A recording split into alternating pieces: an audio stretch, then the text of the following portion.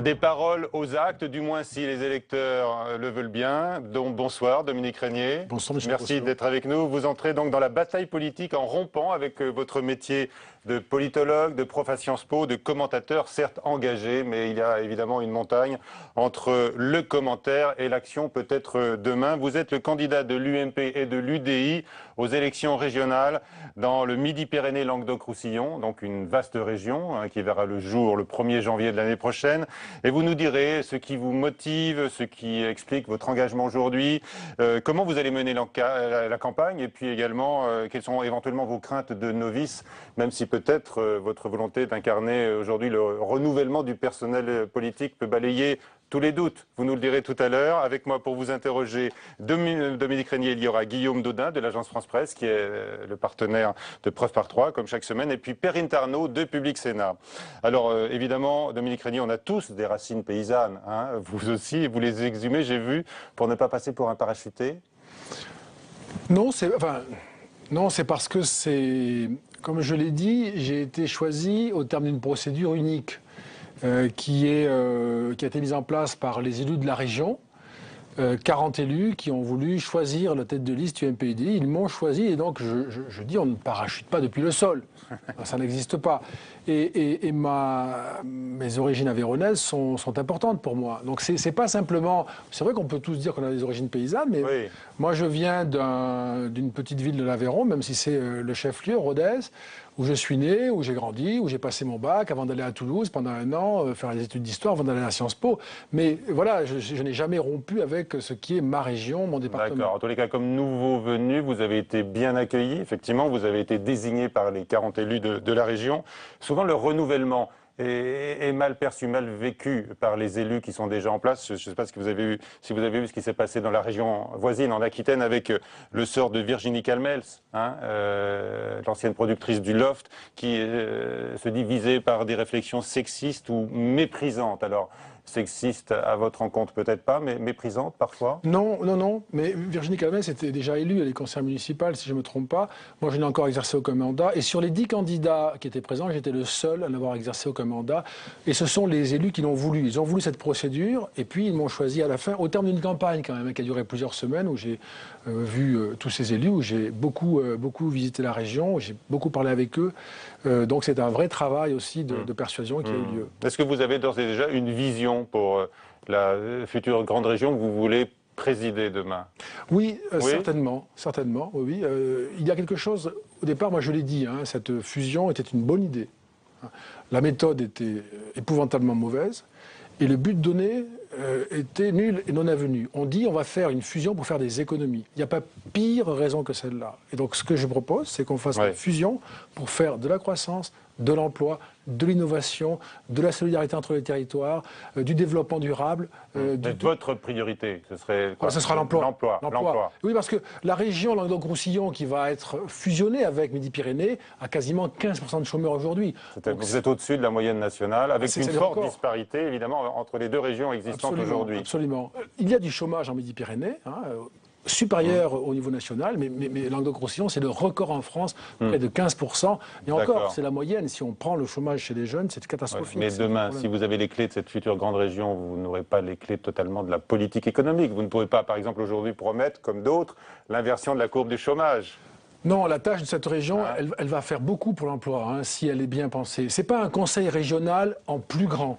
C'est un nouveau conseil régional. Et une de ses fonctions, et du président aussi, ce sera d'aller chercher partout dans le monde des investisseurs, partout dans le monde de nouveaux marchés pour les producteurs. Et donc cette dimension-là qui va occuper beaucoup la nouvelle présidence de ce nouveau conseil régional m'amène d'ailleurs à considérer que ce sera une activité essentielle, à plein temps. Ah oui, d'accord. C'est la raison pour laquelle moi j'ai annoncé, et je demanderai aux autres de le faire, que je n'exercerai aucune autre activité que celle-là, et je ne demanderai aucun autre mandat que celui-là, pour être sûr de le remplir comme il faut. Vous avez déjà regardé tous les chiffres. Vous connaissez votre budget de demain, par exemple? Je pense que ça sera autour de 3 milliards d'euros pour la 3 milliards d'euros. Ce qui n'est pas beaucoup. Mais l'avantage de cette région, c'est qu'elle a des coûts de fonctionnement qui seront beaucoup plus faibles. La région est une... vous voyez que vous commencez à parler quand même d'économie. Non, je veux dire par là que la région ayant des coûts de fonctionnement faibles par rapport au département ou même à certaines communes, son budget disponible pour l'action est beaucoup plus important qu'il n'y paraît. Si vous dites 3 milliards, c'est pas beaucoup en fait, parce que ça fait 73 000 km², bon, 5 600 000 habitants, c'est pas beaucoup. Mais si vous en faites un usage stratégique, un effet de levier pour aider l'investissement, aider la croissance, là vous pouvez avoir plus les fonds européens qui sont désormais gérés par les conseils régionaux et qui représentent à peu près une somme équivalente. Cette réforme territoriale a été présentée par le chef de l'État et par le gouvernement, par le Premier ministre, quand même comme devant déboucher sur des économies à plus ou moins long terme. Est-ce que vous vous y engagez ou vous dites que c'est mission impossible? C'est pas le but. Ça n'a pas de sens. Ça n'a pas de sens. C'est une conséquence quand même. Non, faire des économies. Oui, mais avec cet empilement qui demeure d'ailleurs d'échelons. Si on supprime locaux et de collectivités diverses. Oui, si on supprime un conseil régional, une entité avec une administration sur 2, qu'est-ce qu'on va avoir comme économie? Rien du tout. Rien du tout. Rien du tout, c'est marginal. En revanche, si on fait la fusion pour donner à cette région les clés de sa croissance et de son emploi, on aura des ressources qui aujourd'hui n'existent plus, et ces ressources permettront d'aller vers le progrès et le développement sans avoir besoin de parler d'économies qui seront ridicules et qui n'auront même pas lieu. Je prends un exemple simple. Les 2 systèmes informatiques des 2 anciennes régions ne sont pas cohérents, ne sont pas harmonieux. Et donc pour fusionner, il va falloir inventer un nouveau système. Investir. Ça va coûter de l'argent. D'accord. Mais je vois quand même que vous êtes un adepte du compromis quand même, Dominique Régnier. Mais oui, je vois que vous ne voulez pas, par exemple, Montpellier se laisser dépouiller par Toulouse, qui sera la future capitale régionale. Alors, vous allez garder comme ça 2 entités, une préfecture, un conseil régional à 240 km de distance? C'est pas un compromis en fait, c'est que ce qu'il faut absolument... C'est le statu quo? Non, pas du tout, pas du tout. Ce qu'il faut éviter, c'est que, en réalité, c'est qu'il y ait une région à 2 vitesses. Et que du côté de Midi-Pyrénées, qui est une région magnifique, avec un bassin d'emploi, c'est le 3e en France, 92 000 emplois. Oui, bien sûr, grâce à l'aéronautique, évidemment. Voilà, et qu'on n'ait pas d'un côté ça, et de l'autre côté, Languedoc-Roussillon, sans projet phare, sans projet de croissance. Aujourd'hui, on dit Toulouse, c'est l'aéronautique, et Montpellier, on dit c'est quoi? On ne sait pas répondre. Il va falloir répondre. Je propose que le conseil régional, l'unique qui va demeurer, soit à Montpellier, que l'hôtel de région soit à Montpellier, mais ce n'est pas la solution. Ça, c'est un signe pour dire, n'oublions pas le Languedoc-Roussillon, faisons une fusion, mais dans l'égalité, en traitant correctement les 2 régions, et non pas en oubliant l'une des 2, qui d'ailleurs... on ne touche pas déjà aux limites de cette réforme, franchement. D'ailleurs, j'ai vu que le Parti socialiste était sur la même position que vous, ou inversement, sur le maintien des 2 entités. Oui, le Parti socialiste, dans la région de Languedoc-Roussillon, ne voulait pas de la réforme. Leur propre majorité leur impose, et ce matin, il y avait les principaux élus socialistes, notamment M. Malvy, M. Sorel, le maire de Montpellier, et M. Larry, le président de Languedoc-Roussillon, qui ensemble ont appelé à la résistance, c'est le terme qu'ils ont utilisé, contre leur propre majorité, parce qu'ils désapprouvent la réforme. Donc là, c'est un peu confus, mais ce sera à eux de voir avec leur propre majorité. Vous avez une idée du nom de la future grande région? Ce sera un sujet très sensible. Oui, non, alors, je veux dire par là que... Vous ferez des propositions? Il y aura des propositions de méthode. C'est ça que je veux dire. Parce que chacun peut avoir un nom à l'esprit. Occitanie, Languedoc. Il ne faut pas oublier les Catalans. Ce ne serait pas juste de les oublier. Il ne faut pas non plus un nom qui soit fait par des marketeurs. Il faut que ce soit vivant, que ce soit enraciné, charnel, qu'on se reconnaisse là-dedans. Vous ferez des propositions? On fera une proposition de méthode pendant la campagne pour qu'on puisse ensemble coproduire le nom de la région. D'accord. Alors j'ai vu en tous les cas que Midi-Pyrénées, Languedoc-Roussillon, on va s'en tenir à la juxtaposition des 2 noms actuels, va devenir la première région viticole au monde. Voilà, c'est déjà une chose que vous pourrez revendiquer, Dominique Régnier, avec 273 000 hectares. Là, est-ce que vous pensez que la fusion des territoires, peut-être aussi des cépages, sera la chose la moins difficile à réaliser? Oui, c'est une région qui va du foie gras aux huîtres. Donc il est normal qu'au passage, on ait du vin. Et c'est un des aspects importants de cette région, d'être capable de soutenir le développement d'une viticulture de qualité, puisque, comme vous le savez probablement, le vin... Ils ont fait des efforts. Des efforts considérables qui sont reconnus aujourd'hui dans le monde entier. Et effectivement, on exporte beaucoup les de vins du pays d'Hôte. Cette région. Exactement. Alors, votre candidature, encore une étape à franchir. Oui. Ce sera sa validation par la commission d'investiture de l'UMP. Ce sera jeudi. Vous allez répéter un petit peu ce que vous avez dit aux élus locaux? Je suis auditionné, donc je vais répondre aux questions qui me seront posées. Je trouve que la démarche est normale. Et donc je répondrai à leurs questions, à la fois sur l'évaluation de la situation de la région, sur le plan économique, sur le plan social, les obstacles que la fusion peut rencontrer, les difficultés qu'il faudra surmonter, et puis aussi comment gagner la région. Alors, et cette fois, ça y est, Nicolas Sarkozy vous soutient? Parce qu'on a lu des choses contradictoires. Non, il n'y a jamais eu de difficulté avec Nicolas Sarkozy. Aucune. Il est derrière vous dès le départ? En fait, je peux vous le raconter si vous avez 3 secondes, je ne sais pas bien, mais lorsque ce processus a été ouvert, j'ai pensé que je pouvais m'engager. Et donc, j'ai fait quelque chose de très simple, c'est que je suis allé le voir dans son bureau et je lui ai dit, voilà, moi je souhaite m'engager dans cette candidature. Si vous me dites là maintenant que c'est pas une bonne idée parce que vous avez prévu quelque chose, ben voilà, j'en reste là. Pas la peine de compliquer la vie. Il m'a dit, je ne vous le dis pas. Et il m'a dit, si vous voulez faire de la politique, il faut être élu. Vous pouvez poursuivre. Et je lui ai dit, est-ce que vous me permettez de dire que je vous ai vu? Il me dit, oui, vous pouvez le dire. Donc c'est ce que j'ai fait.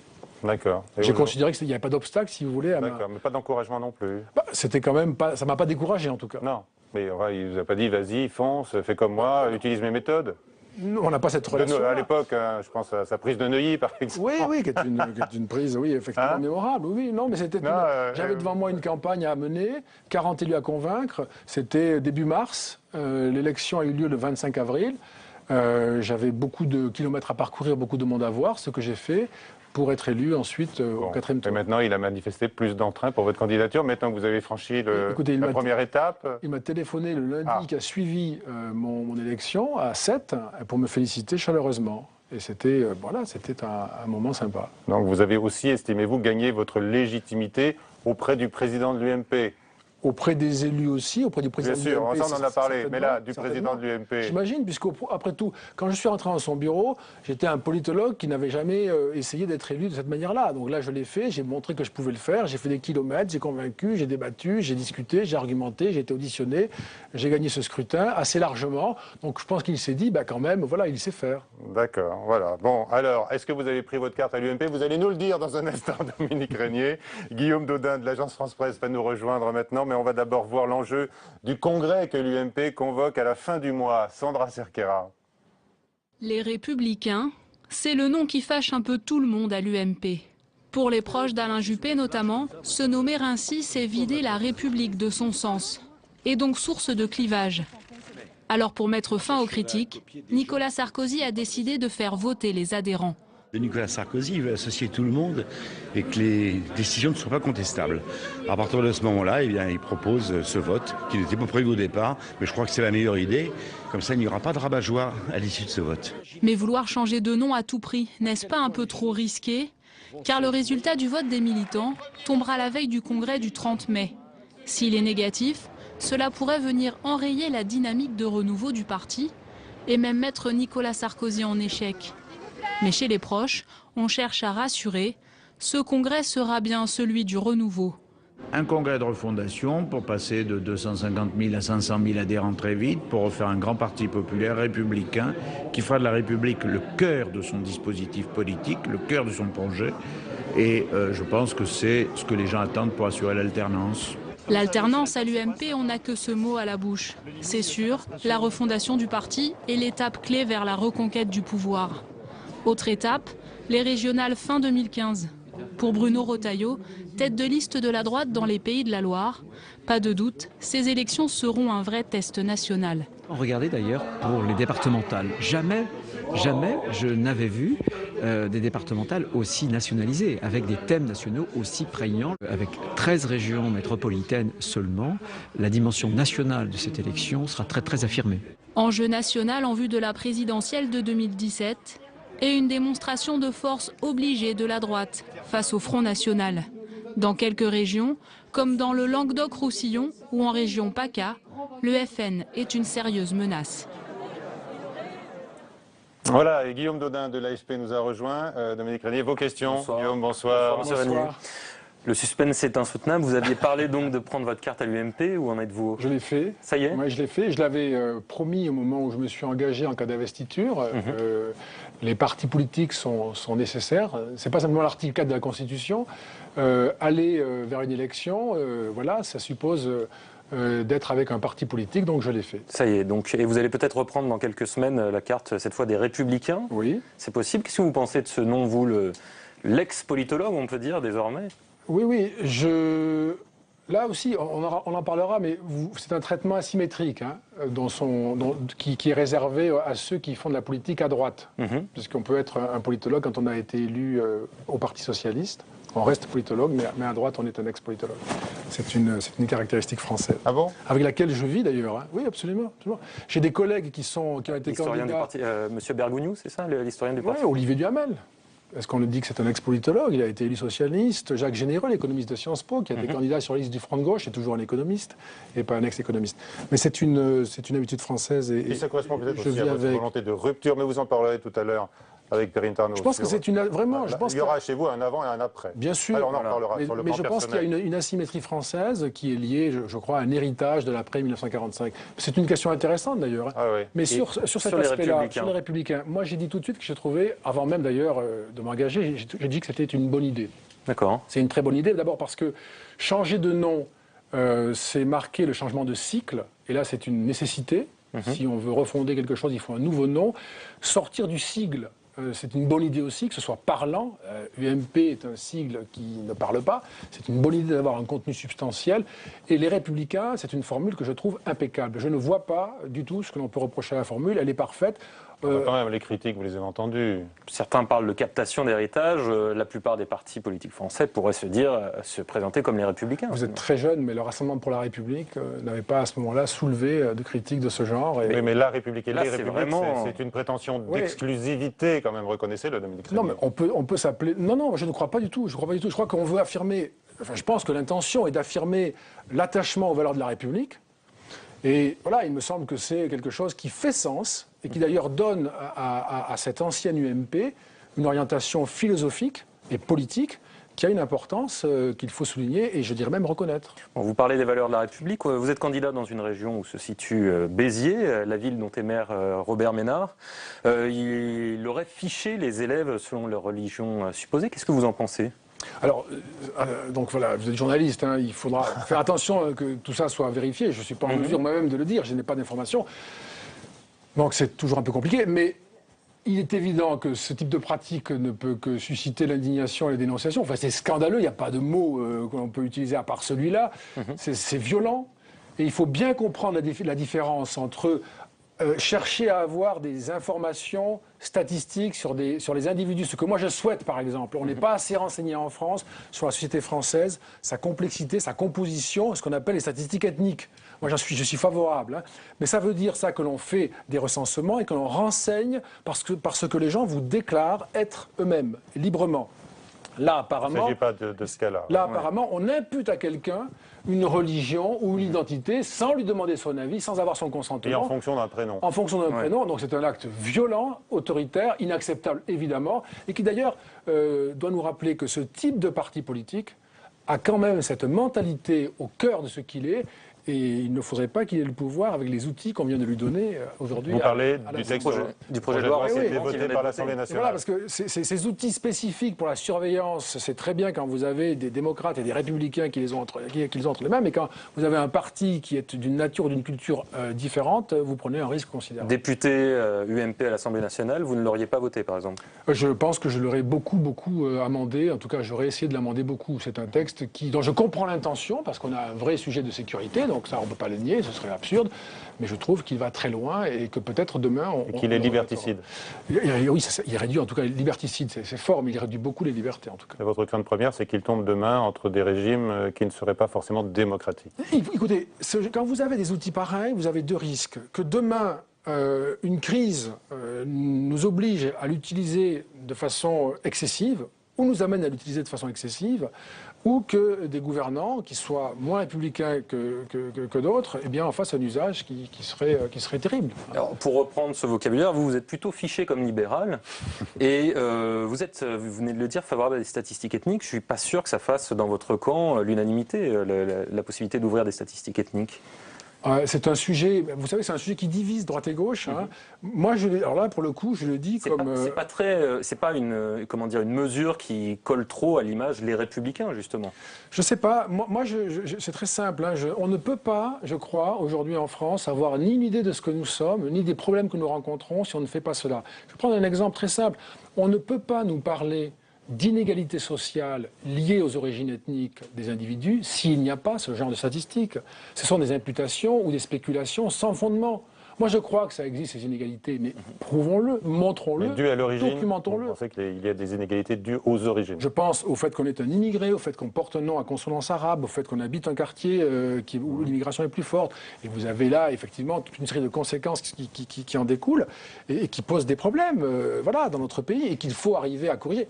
Et inversement, savoir s'il y a plus de délinquance liée à l'immigration ou pas, comment le sait-on sans ce type de statistiques? Donc on a vraiment là un problème d'information. Je précise juste... Pour régler des questions qui se posent, des difficultés, ou bien pour encourager des revendications communautaristes? Ça peut être ça aussi, l'autre versant. Non, on peut pas gouverner un pays qu'on ne connaît pas. C'est impossible. Moi, je sais plus sur la société britannique, hollandaise ou américaine, grâce aux statistiques de ces pays-là, que sur ma propre société en tant que politologue. Je le sais plus, et non pas ex. Je le sais plus. Hein, vous voyez, donc c'est quand même aberrant. On peut pas, je dirais, je pense même contester la nécessité de ces outils. D'accord. Vous êtes candidat en Languedoc-Roussillon, aussi en Midi-Pyrénées. C'est surtout en Languedoc-Roussillon, une région où le Front National fait des gros scores. Ouais. Vous avez dénoncé à plusieurs reprises le populisme. Vous avez même écrit un livre sur la pente fatale du populisme.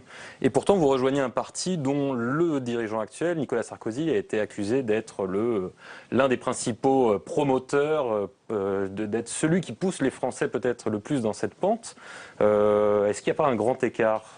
Ben, il y a quelques minutes, vous me disiez, il s'appelle les Républicains, il capte l'héritage. Donc moi, ça, c'est du marketing. Après, peut-être sur le fond... Ça, c'est un procès d'intention. Oui, non, mais c'est un procès d'intention. Un parti qui s'appelle les Républicains, si c'est la preuve qu'il ne l'est pas, ça devient compliqué. Moi, je crois que de manière très claire, et cela s'est vu, y compris aux élections départementales et aux élections municipales, et c'est pas par hasard que ça va s'appeler les Républicains, j'imagine, il y a une ligne qui a été fixée, et qui est qu'il n'y a pas d'alliance avec le Front National. Je crois le nom est un garde-fou, en quelque sorte. En tout cas, ça vous oblige ensuite. Hein. C'est très difficile. Et quand on s'engage, c'est pas rien. Parce que c'est pas un changement de marque comme on peut changer de marque pour un produit. Un parti qui va s'appeler les Républicains, je crois que le signe est très clair. Pour ce qui concerne la période qui ira au moins jusqu'en 2017, il y a un engagement qui est pris, public, extrêmement affirmé, qui va contraindre les acteurs et qui déjà, je crois, définit une certaine campagne qui sera très différente des campagnes précédentes. D'accord, parce que dans la campagne récente, par exemple pour les départementales, Nicolas Sarkozy a soutenu le maire, je crois que c'était Chalon-sur-Saône, qui avait critiqué, qui avait interdit dans sa ville les repas de substitution dans les cantines sans porc. C'est peut-être justement quelque chose qui participe de cette pente populiste. Ça, c'est un grand débat, hein, parce que quelqu'un peut aussi vous dire, et je pense même qu'il y a... Là, c'est vraiment, on voit les différentes générations entre vous et moi, parce qu'il y a 15 ans, 20 ans, on aurait pu défendre cette position au nom de la laïcité républicaine. C'est ce qui est fait par Nicolas Sarkozy. Et aujourd'hui, vous voyez, on peut avoir le sentiment aujourd'hui à vous écouter que cette position, elle est anti-républicaine alors qu'elle est ultra-laïque. Elle est peut-être trop laïque, mais elle est ultra-laïque et du coup, elle est très républicaine. Mais là, vous revenez dans votre position de commentateur, mais qu'est-ce que vous en pensez justement, vous ? Moi, je suis pour la République laïque et pour la laïcité. Et je considère, ça c'est très simple, je l'ai dit récemment devant l'UDI lors de leur dernière convention nationale, ils m'avaient demandé de plancher là-dessus. On a tous les outils en France pour affirmer la nature laïque de notre République. On les a, les outils. Il faut les appliquer, il faut les faire respecter. Il ne faut pas se laisser envahir par un débat qui nous amènerait, ce qui serait à mon avis catastrophique, à rouvrir la question de la laïcité et voir comment on peut la réaménager. Là, je pense qu'on prendra un grand risque. Nous avons tous les outils qu'il faut, donc nous pouvons avec ça gouverner cette question du religieux dans l'espace public. Au fond, avec ce genre de position, vous êtes un peu plus proche de Juppé, qui veut être prudent sur ces questions, que de Nicolas Sarkozy, qui préfère affirmer des principes fortement. J'ai dit, moi, aux journalistes qui m'ont interrogé comme vous sur ces questions-là, j'ai dit que c'est des questions qui ne m'intéressaient pas et que je n'y répondrai pas. Pourquoi ? Parce que bon, je vais avoir 55 ans. Je tente un premier mandat. À 55 ans, on refuse de répondre à certaines questions. Non, Elle se pose, vous êtes maintenant militant de l'UMP, on a envie de savoir de quel côté vous penchez. Au-delà des personnes voilà, c'est des incarnations d'idées. C'est pas ça, mon chemin, je comprends la question, mais comprenez ma réponse. Mon chemin, il n'est pas là. Je rentre par les élections régionales dans ma région. Il y a tant à faire. Si ça rate, c'est une catastrophe pour ma région. Et ce que je veux dire aux électeurs de ma région, 4 100 000, c'est voilà ce que l'on peut faire pour réussir la grande région. C'est essentiel. Et on a trop souvent parlé aux électeurs de questions qui ne sont pas impliqués par l'élection, si vous voulez, notamment des questions un peu stratosphériques ou conceptuelles ou très polémiques, qui n'ont pas de lien avec le geste qu'on leur demande d'accomplir. Venez choisir un conseil régional. Eh bien, ils ne voient plus la relation qu'il y a entre des controverses nationales et une élection locale. Ils ne votent pas et c'est une catastrophe. Aux dernières élections départementales dans la grande région, 2 millions d'abstentionnistes. 2 millions. Alors, vous avez vu, certains de vos amis, vos nouveaux amis, hein, M. Retailleau qu'on a entendu, a rappelé qu'il y avait un enjeu derrière l'enjeu local des régionales. 2017, essayer de changer de majorité au sein de votre région. Donc vous êtes engagé dans un processus également national, Dominique Régnier. Et là où M. Retailleau a raison, c'est que les résultats des élections régionales auront une répercussion sur l'évaluation que l'on va faire du résultat futur en 2017, comme on l'a fait pour les départementales ou les municipales. Ça, c'est tout à fait... ce sont les élections intermédiaires. Donc vous êtes engagé dans l'alternance nationale également. Moi, je suis candidat dans une région dont les deux partis de la future grande région sont socialistes. Et donc, je souhaite ardemment l'alternance. Oui. Même, je vais l'obtenir, d'ailleurs.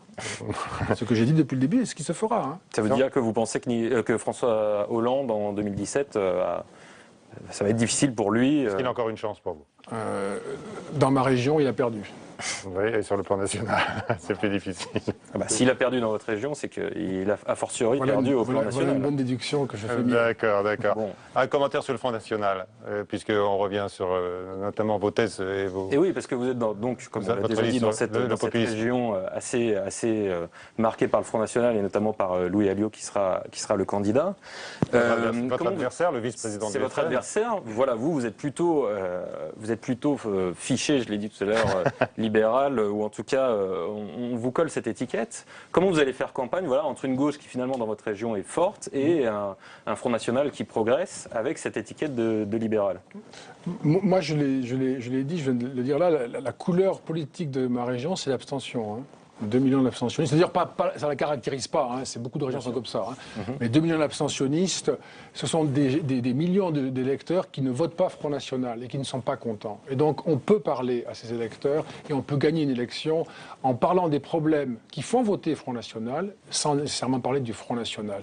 Louis Alliot fera la campagne qu'il veut, on écoutera ses propositions, je serais curieux de savoir ce qu'il propose pour que cette fusion soit réussie et pour qu'on sorte du chômage qui frappe aujourd'hui le Languedoc-Roussillon. Je serais notamment curieux de savoir comment on va faire pour sortir cette région du chômage en la fermant au monde, puisque cette région doit tout ce qu'elle a, ou presque tout aujourd'hui, aux exportations. 92 000 emplois pour Airbus, 3e site d'emploi en France autour de Toulouse. Donc c'est cela qu'il va falloir discuter. C'est pas les grandes envolées lyriques faciles à faire sur les candidats pour essayer de les discréditer ou de les dénigrer. Ça, c'est très facile. Non, vous attaquez sur le programme. Oui, mais néanmoins, dernière question, est-ce que vous redoutez que la rupture fracassante de Marine Le Pen avec son père, finalement, favorise la marche en avant de la présidente du FN? Ça, c'est très curieux parce que moi, j'ai le sentiment... Est-ce que vous redoutez? Non. Moi, j'ai le sentiment d'une histoire familiale impudique, proche du vulgaire, qui aujourd'hui montre que ce parti est une entreprise personnelle qui n'a aucune dimension pour gouverner, alors même pas un département. Et même pas un avenir national? Là, il va falloir quand même qu'ils sortent de leurs querelles familiales qui sont...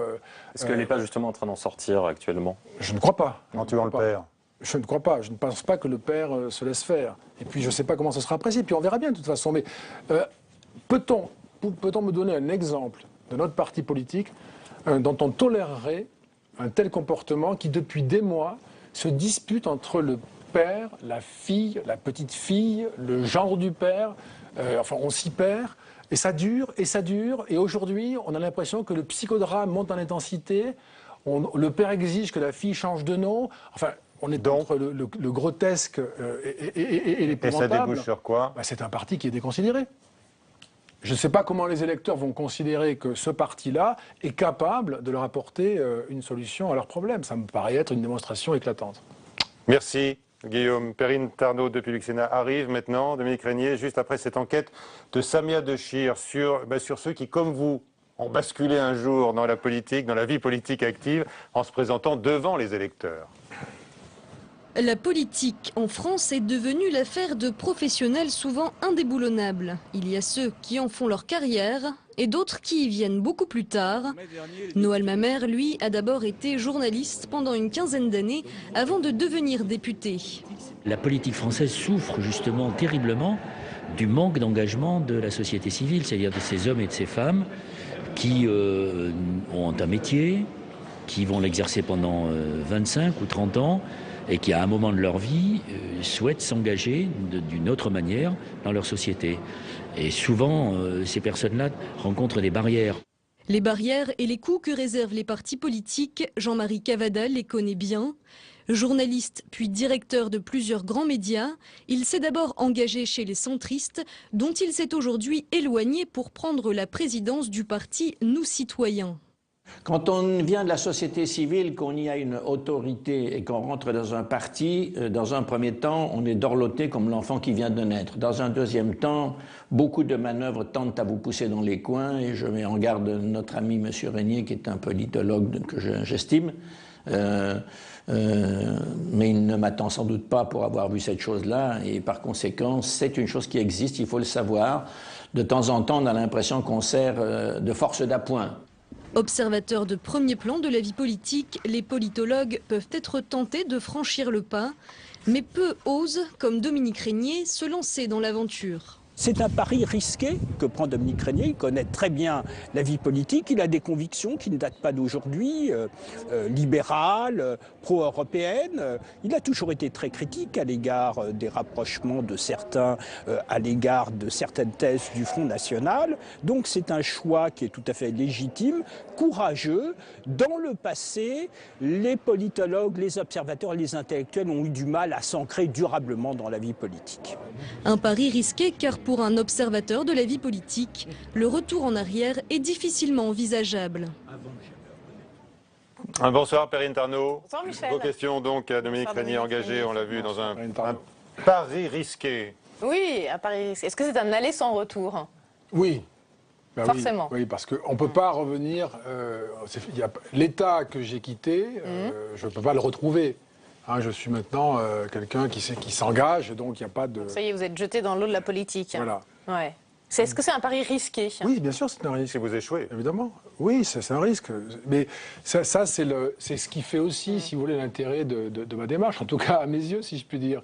C'est que je sors d'une situation qui était la mienne et j'entre dans... Confortable de commentateur de la vie politique. Voilà, d'analyste, commentateur, et je rentre dans un monde qui est différent, où la bagarre est rude, et c'est normal, parce que voilà, les électeurs doivent choisir entre les candidats et choisir le meilleur, donc il faut être le meilleur. Ouais.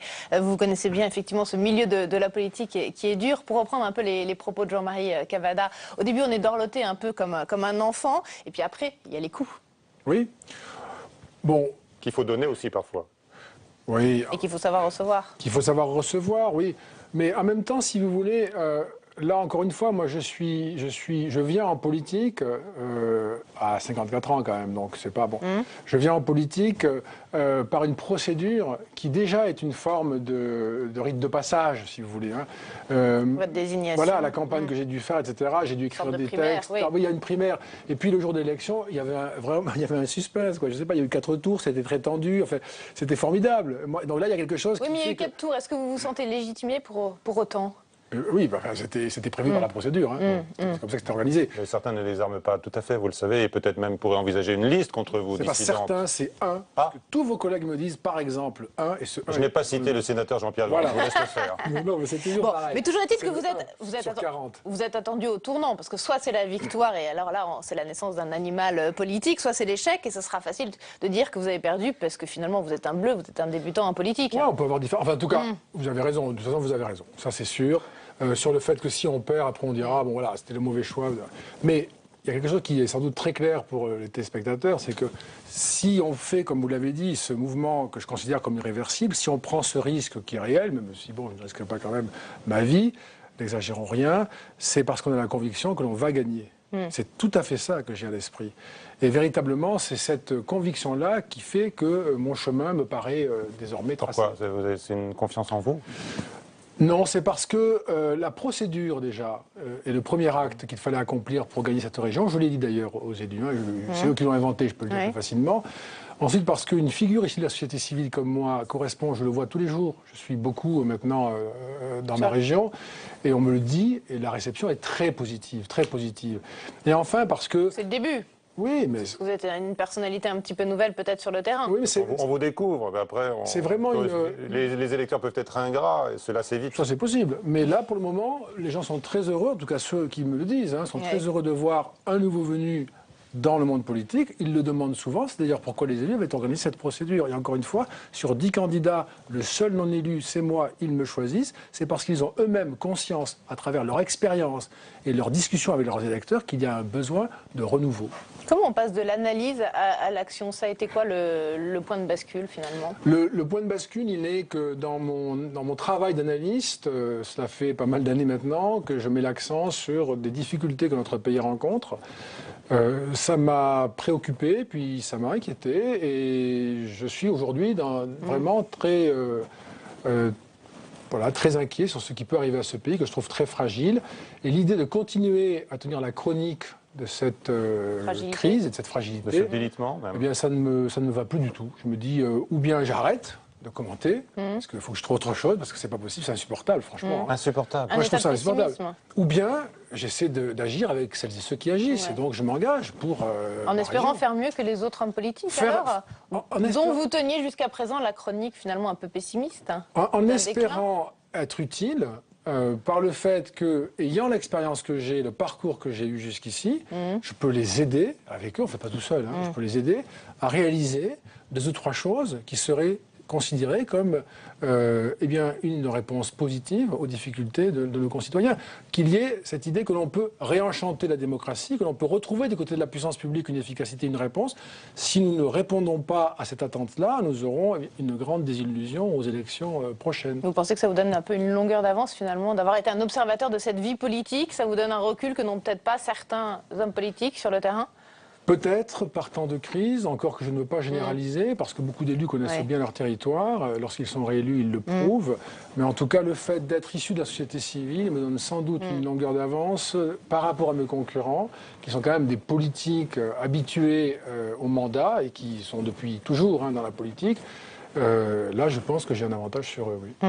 Alors déjà, j'ai vu qu'on ressortait un peu toute votre déclaration passée, par exemple vos prises de position sur l'entrée ou non de la Turquie dans l'Union européenne, où vous êtes plutôt pour, sur la GPA, vous êtes plutôt pour. Vous connaissiez donc votre privilège de commentateur politique. Est-ce que vous perdez aujourd'hui votre liberté de parole, notamment en prenant votre carte à l'UMP ? Non, mais moi, j'ai été, entre 2008 et aujourd'hui, en 2008, on m'a confié la direction d'un think tank, la Fondation pour l'innovation politique. C'est quoi la fonction d'une telle fondation? C'est de faire tourner les idées, de gamberger, de faire travailler les experts. Et donc, il est normal, c'était ma mission, et d'ailleurs, on a réussi, puisque pour la 2e année, on est classé meilleure fondation politique de France par l'Université de Pennsylvanie. Vous avez pris des positions, mais je ne vous les reproche pas du tout. Non, mais attendez, je n'ai pas dit que... Je ne me suis pas excusé. J'ai juste dit que c'était un travail du directeur d'un think tank qui avait pour mission de faire... Pas seulement de faire circuler des idées, d'en assumer certaines. Mais on les a portées en 2011 pour les élus, qui sont légitimes. Mais est-ce que vous pensez aujourd'hui... C'est pas le travail d'un candidat, ça. Est-ce que vous pensez quand même aujourd'hui garder une certaine marge de manœuvre, de penser, une liberté de parole ou Évidemment. Mais oui, ça, c'est des... Je comprends pas, moi, je comprends la question, mais je comprends pas... Comment voulez-vous que ces sujets-là aient leur place dans des élections régionales? Comment voulez-vous? Elles auront une place chez vos opposants, par exemple. Chez vos opposants, et puis dans le quotidien des Français, des citoyens, des élus des régions, même s'ils ne sont pas des compétences des régions. La question de savoir... La campagne va quand même être très nationale pour ces régionales, très grandes, moi, je ne pense grandes pas. régions. Ça vous le dites, moi, je ne pense pas. Totalement locales? Je pense... Par exemple, la question européenne sera abordée forcément. Notamment. Vous avez une position fédéraliste. Je suis pro-européen. Pro-européen. Le fédéralisme me paraît être complètement dépassé aujourd'hui. Dépassé. Je suis pro-européen. D'accord. J'ai toujours écrit. Et ce sont des enjeux qui pourront sans doute nourrir les débats lors de la campagne des régionales. Ceux qui sont anti-européens nous expliqueront comment ils font sans les fonds européens qui vont représenter 3,5 milliards d'euros pour la région. Moi, je veux bien tout ça. C'est de la théorie. Si vous voulez, c'est très... mais il faudra quand même prendre position sur la les région, bien sûr. nationaux, mais nationaux aussi. Vous avez tort, franchement. D'accord. Vous avez tort. La complexité, je reconnais, est plus grande. Mais les questions que vous posez, que tous les journalistes posent, qui ne on ne vous la pose pas sur le terrain. Mais non, on ne vous les pose pas. On ne me les pose jamais, et ça ne suppose pas de travailler surtout. Allez voir les sujets régionaux.